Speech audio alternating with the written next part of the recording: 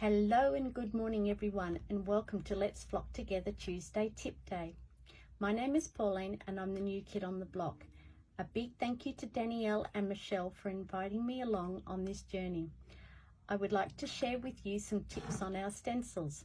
We have plenty of stencils available in our CTMH core catalogue on page 86 and 87. But did you know that you can make your own stencils? Either using your Cricut or Silhouette machines or by using our thin cuts. I grabbed my butterfly background because I'm in love with this one at the moment, using it a lot. I grabbed some vellum paper and I ran this through our die cutting machine. And as you can see, I've used it. I then grabbed my card and I placed my stencil on top. I'm using painter's tape or washi tape, whatever you have on hand. Adhere this down in all four corners. Now the reason why we adhere it down is so that our stencil doesn't move when we're applying either inks or texture paste or distress oxide. Now, you can use your brush, you can use daubers, or you can use mini ink blending tools.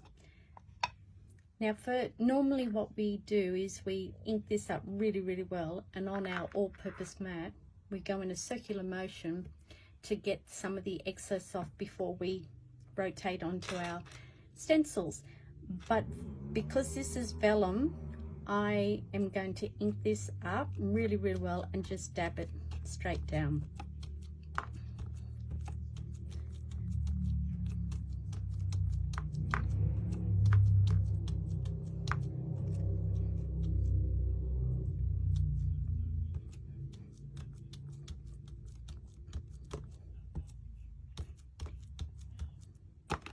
So once you are happy with that and you've got to do all the little crevices that you can see, make sure you put the lid on so it doesn't dry out. Carefully remove the tape because you don't want your stencil to move, and then lift it straight up. Don't sit there and wiggle it because it bleeds sometimes through our stencils, and you want to get a nice crisp design. And I then cut out another butterfly thin cut using cardstock and adhered it down to my card base.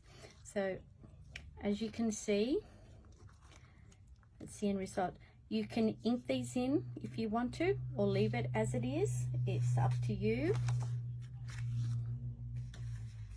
This one I did ink.